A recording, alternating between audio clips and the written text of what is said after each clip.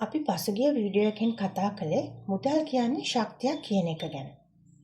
ඔයා මුදල් හිගයකින් ඉන්නවා කියන්නේ ඔයාට ශක්ති හිගයක් තියෙනවා කියන එකයි. මුදල් ශක්තිය නැති තැනට මුදල් ආකර්ෂණය වෙන්නේ නැහැ. ඒක ශක්තිය පිළිබඳ ප්‍රශ්නයක්. ඔයා ඔයාගේ ශක්ති පැටර්න් එක වෙනස් කරගන්නේ නැති තාක් මේ මුදල් ප්‍රශ්න ඔයාට නැති වෙන්නේ නැහැ. ඔයා ඔයාගේ ශක්ති පැටර්න් එක හඳුනගත්තාම ඔයාට පුළුවන් වෙනවා ඔයාගේ ලයිෆ් එක චේන්ජ් කරගන්න. එතකොට ඔයා දේවල් දිහා බලන විදිය, ඔයාගේ දෘෂ්ටි කෝණය සම්පූර්ණයෙන්ම වෙනස් වෙනවා. අපිට සමාජය දිහා බලද්දී පේනවා එක එක පුද්ගලයාට එක එක විදිහේ ලයිෆ් ස්ටයිල් තියෙන කියලා. සමහර ඉතා හොඳින් මුදල් උපයලා දියුණු වෙනවා.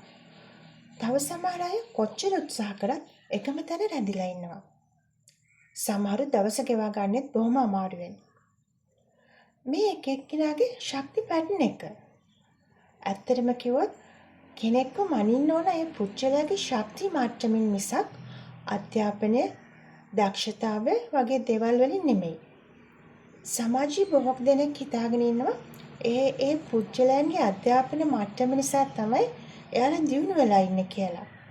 නෑ, ඒක එයාලගේ ආවේනික ශක්ති පැටර්න් එක. එයාලා හොඳට ඉගෙන ගත්තේ දක්ෂතාවන් දැක්වෙත් ඒ ශක්ති මට්ටම හොඳට තිබුණ නිසා තමයි. ඔයාට එන සිතිවිලි, හැඟීම්, ඔයාලඟ තියෙන විශ්වාස, ඔයාගේ රිලේෂන්ෂිප්, ආර්ථිකය, ලෙඩ රෝග මේවා සේරම ඔයා ශක්තිය හසුරවපු විදිහ අනුව ඔයාට ලැබුණු ප්‍රතිඵල. ඒක හරියට තේරුම් ගත්ත දවසට විතරයි ඔයාට ඔයාගේ ලයිෆ් එක කැමති විදිහට වෙනස් කරගන්න පුළුවන් වෙන්නේ. ඉතින් අපි මේ වීඩියෝ මාලාවෙන් මුල් තැන දීලා තියෙන්නේ මුදල් ගැන කතා කරන්න නිසා මුදලට ශක්තිය බලපාන්නේ කොහොමද කියන එක ගැන තමයි මම කතා කරන්නේ.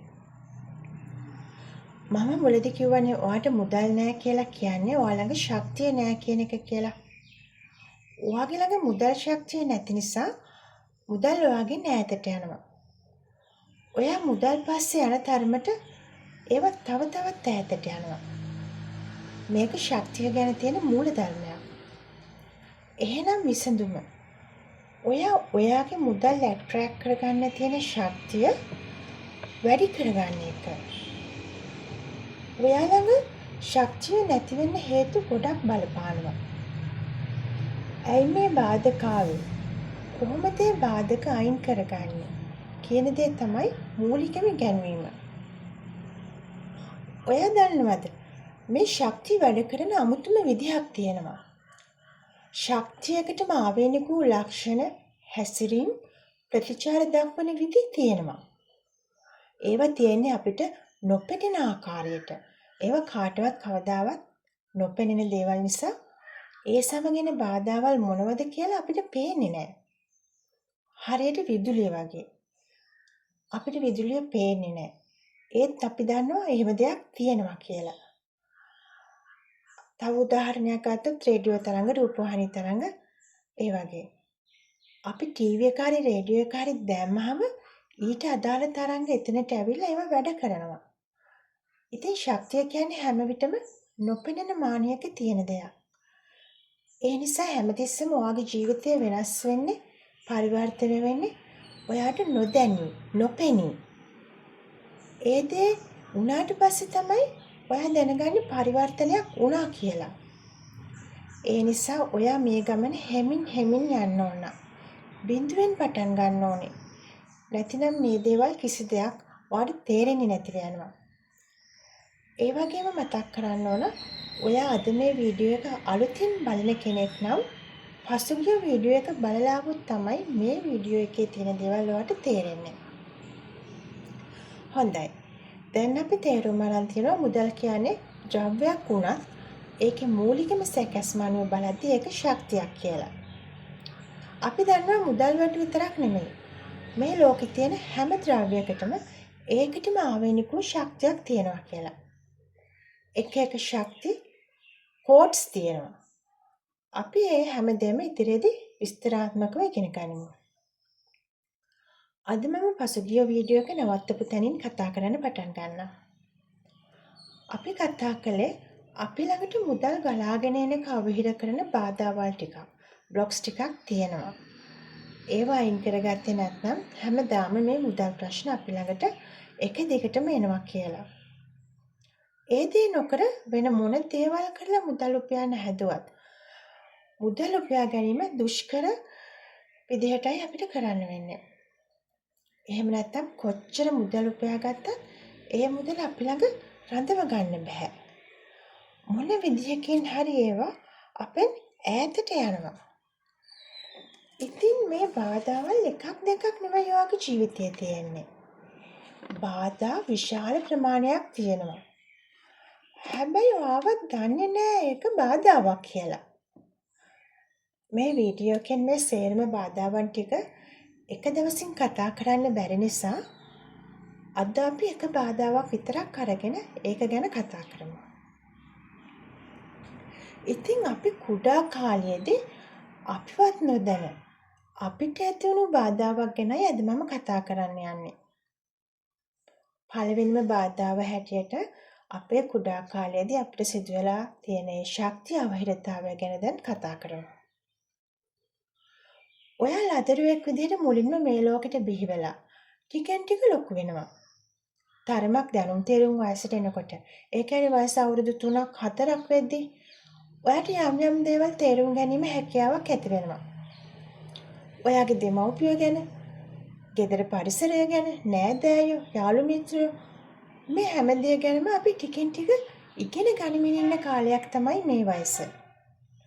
ඔය විදිහට ටික ටික මේ දරුවා ලොකු වෙනවා. ඔය අතර එයාට ඇහෙනවා ගෙදර දෙමව්පියන්ගේ, වැඩිහිටියන්ගේ කතා බහ. නිතරම එයාලා කියන දේවල් මේ සේරම එයාගේ මොළයට යනවා. ඒ වගේම ගෙදර ආර්ථික තත්ත්වය, මුදල් සම්බන්ධව දෙමාපියන්ගේ තියෙන කතා බහ, ඒ දේවල් ගැන ඔවුන් දරන මත, ඔවුන්ගේ අදහස්, එයාලා මේ ප්‍රශ්නවලට මුහුණ දෙන විදිය, මේ කුඩා දරුවා පැත්තකට වෙලා ඉඳන් බලාගෙන අහගෙන ඉන්නවා. එයාට මේ වෙද්දි මුදල් කියන්නේ මොන වගේ දෙයක්ද කියලා ඩිරෙක්ට් අයිඩියා එකක් නැතත් අර ඇහෙන දකින දේවල් වලින් මුදල් කියන්නේ මොන වගේ දෙයක්ද කියලා බ්ලූ ප්‍රින්ට් එකක් එයාගේ බ්‍රේන් එකේ එහෙම නැත්නම් මනස තුල එයා හදා ගන්නවා. ඒක එයා හිතලා හදා ගන්න දෙයක් නෙමෙයි. අපේ මොළයේ ක්‍රියාකාරීත්වය මත ඉබේ හැදෙන දෙයක්. හැබැයි ඒක තමයි මෙතන තියෙන භයානකම දේ. මොකද අර දරුවගේ කිසිම අනුදැනුමක් නැතිව එයාගේ වටපිටාවේ එයා ජීවත් වෙන පරිසරයේ තියෙන හැම දෙයක්ම එයාගේ බ්‍රේන් එක මගින් එයාගේ යටිහිත තුළ තැම්පත් වෙනවා. මේ විදිහට සියලුම දේවල් මොළයට ඇබ්සෝබ් වෙනවා. ගොඩක් වෙලාවට දරුවා එයාට අවශ්‍ය සෙල්ලම් බඩුවක් හෝ වෙන යම් දෙයක් ඉල්ලුවාම දෙමව්පියන්ගේ ප්‍රතිචාරය වෙන්නේ ඕවා ගන්න සල්ලි නැහැ. බොරුවට සල්ලි නාස්ති කරන්න එපා. අපි හරි අමාරුවෙන් සල්ලි හොයන්නේ. මේ වගේ දේවල් තමයි ළමයාට ප්‍රතිචාර වශයෙන් ලැබෙන්නේ. මේ දේවල් අහලා අර ළමයා හිතා ගන්නවා හරි අපිට සල්ලි නැහැ. ඕන දේවල් අපිට ගන්න බෑ. සල්ලි හොයාගන්න ගොඩක් අමාරුවෙන්. ලේසියෙන් සල්ලි හම්බ කරන්න බෑ. ඔය වගේ ලිමිටින් බිලීෆ් ගොඩක් එයා තුළ ප්‍රෝග්‍රෑම් වෙනවා. ඒ ප්‍රෝග්‍රෑම් එක එයාගේ මුළු ශක්ති පද්ධතියම අවහිර කරනවා. එයා වැඩිහිටියෙක් වෙලා වයසට යනකම් ඉන්නේ අර පරණ ප්‍රෝග්‍රෑම් එකේ නිකුත් කරන ශක්තිය මත. මේක ඔළුවට දාපු පැටර්න් එකක්. මුදල් ප්‍රශ්න විතරක් නෙමෙයි මේක අපේ ජීවිතේ ගොඩක් පැතිවලට බලපානවා. මේ වගේ විවිධ ආකාරයට ශක්තිය හරියට ක්‍රියාත්මක නොවන විදිහේ දේවල් අපේ ජීවිතේ ගොඩක් තියෙනවා. අපේ සෞඛ්‍යයත් රඳා පවතින්නේ මේ අපි ශක්තිය හසුරවන ආකාරය අනුවම තමයි. ඉතින් මේ ගැන තව කතා කරන්න ගොඩක් දේවල් තිබුණත් වීඩියෝ එක ඕනෑවට වඩා දික් වුණොත් මේ කියන දේ ඔයාලට හරියට තේරුම් ගන්න අමාරු වෙනවා. ඒ නිසා අපි මේ ගැන ටිකින් ටික හැමීට කතා කරමු. මේ වීඩියෝ එකේ ඉතිරි කොටස අපි ඉතිරි වීඩියෝ එකකින් කතා කරමු. ඉතින් වීඩියෝ එක මගහරින්නේ නැතුව එක දිගට බලන්න අවශ්‍යයි නම් ඔයාට වීඩියෝ එක සබ්ස්ක්‍රයිබ් කරලා තියාගන්න පුළුවන්. ඉතින් අදට මම ගිහින් එන්නම්. ඔයාලා හැමෝටම සුබ දවසක් කියලා ප්‍රාර්ථනා කරනවා.